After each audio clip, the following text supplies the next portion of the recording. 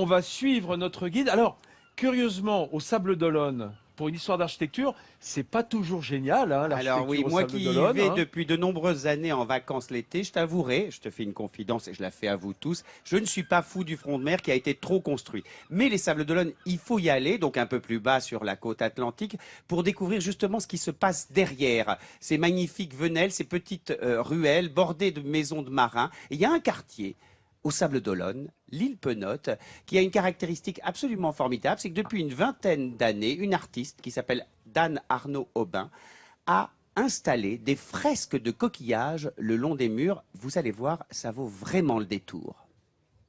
Sur la plage des Sables d'Olonne, Dan fait son marché pour sa prochaine composition. Le coquillage d'ici, c'est le pignot. Ça s'appelle des télines. Ça, j'utilise beaucoup, ça. Et l'intérieur, souvent, est violet ou blanc. C'est joli, hein? Pour cet artiste, pas de peinture ni de toile blanche. Dan fait des œuvres bien plus particulières pour redonner des couleurs au quartier de l'île Penotte. Ça, c'est le premier. Voilà plus de 18 ans qu'elle a recouvert les murs de son quartier du sol au toit. Cette fresque représente Neptune. Le dieu de la mer est apparu après une dégustation de crustacés entre amis chez notre artiste. On s'est mis tous, on a rigolé, on a fait Neptune. Alors Neptune est laid. Mais je pensais faire que ça. Mais après, pourquoi pas faire les encadrements de fenêtres? Puis moi qui suis sablaise et qui habite ici, et j'ai toujours aimé les coquillages, je me suis lancée. Et j'aurais jamais imaginé l'ampleur. Et à force de réaliser des fresques en coquillage, Dan est tout naturellement devenue la dame au coquillage. Je me suis retrouvée dans un supermarché et il y avait un petit garçon avec sa maman et puis qui m'a reconnue parce qu'il était venu coller des coquillages. « Maman, c'est la dame au coquillage !» Alors je trouve ça idéal. Comme ça, je suis la dame au coquillage. Une véritable célébrité locale. Je ne connais pas plus célèbre. Je ne connais pas. Dan non. au Sable, c'est Oui. quelque chose. Ah oui, hein. Et lorsque les curieux tombent sur un tel spectacle, ils sont obligés de s'arrêter pour admirer le travail. Dan reste imperturbable. Quand elle crée, elle est dans sa bulle. Et c'est tout un art. Mes fresques, je les réalise, mais il faut d'abord avoir l'idée et le coquillage. Si j'ai le coquillage et que je n'ai pas l'idée, je ne peux pas. Et si j'ai l'idée et que je n'ai pas le coquillage, donc quand il y a là le mariage des deux, c'est super. Je m'amuse. Quand je ne m'amuserai plus, j'arrêterai. Oh, mais ça me plaît à faire ça, ça me plaît beaucoup. Les Sablais comme les touristes espèrent que la dame au coquillage s'amusera encore longtemps à mettre de la couleur dans le paysage des Sables d'Olonne. Alors, c'est juste derrière le Remblai, au Sable d'Olonne, il y a un panneau maintenant qui indique ce quartier de l'île Penotte.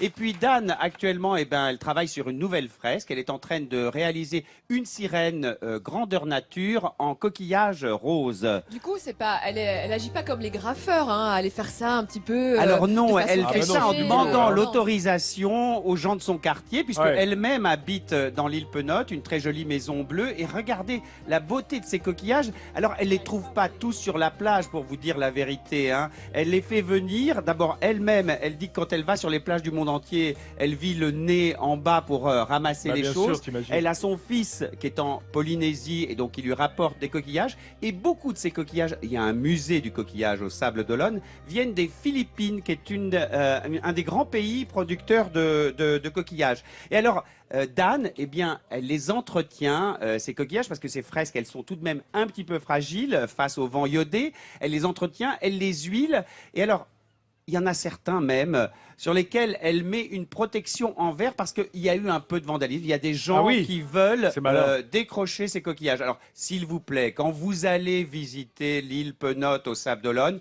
ne touchez pas à ces fresques qui sont formidables et qui font l'honneur de la ville. Vous les laissez dans l'état, c'est un C'est plaisir un pour facteur l'œil. cheval maritime, Exactement. Dan, hein, un Entre peu. le facteur cheval et le douanier Rousseau, c'est ce as qu'on raison, appelle l'art l'art brut. naïf, ouais. Et voilà, l'art naïf. Et c'est vraiment un témoignage intéressant de cette belle ville des Sables d'Olonne. Derrière, effectivement. T'as une chance, mon Guillaume, c'est Vas-y. que tu as à côté de toi Jean-Yves Pommier, qui dans une autre vie s'est occupé d'aménagement du territoire. Et je pense, Jean-Yves, que tu es sensible à ce genre d'initiative. Sur un littoral, comme disait Christophe, qui n'a pas toujours été très respecté, faire vivre d'une manière ou d'une autre une certaine forme d'art dans l'aménagement. Oui, c'est très bien. Il y a effectivement de belles choses au Sable d'Olonne, en dehors du Remblai, qui n'est pas extraordinaire, effectivement. Le quartier de la détient- Chaume, qui est La charmant de Chaume. l'autre côté du C'est Chenal, plus qu'un qui est resté- quartier. La Chaume, c'est pour les sablets, c'est un autre univers. C'est l'âme des sables. C'est l'âme des Authentiquement, sables, oui. c'est là où étaient les marins. Effectivement, Les il y a un marins. bac tout l'été qui va de l'un à Voilà. l'autre. Et j'ai un ami, Jean Huguet, qui est décédé, qui était un écrivain de La Chaume, et il le faisait savoir que c'était bien La Chaume. C'est lui qui m'a fait rentrer à l'Académie de Bretagne. Qui Autre, va un petit peu plus loin, comme vous le voyez. dans autre les Pays de la écrivain Loire. célèbre, hein, n'est-ce pas, qui a rendu célèbre les Sables d'Olonne, c'est évidemment Georges Simenon, qui adorait se promener et qui a écrit évidemment des romans dans cette belle ville des Sables d'Olonne. Absolument. Bah, nous, ça tombe bien Absolument. parce qu'on aime les gens qui sont de quelque part et qui aiment le dire. Oui. Voilà, exactement à l'image de Jean-Yves Pommier, Alors, qui est du coup. Sur les coquillages, quand même. Sur les coquillages, il y a aussi des coquillages dans notre région.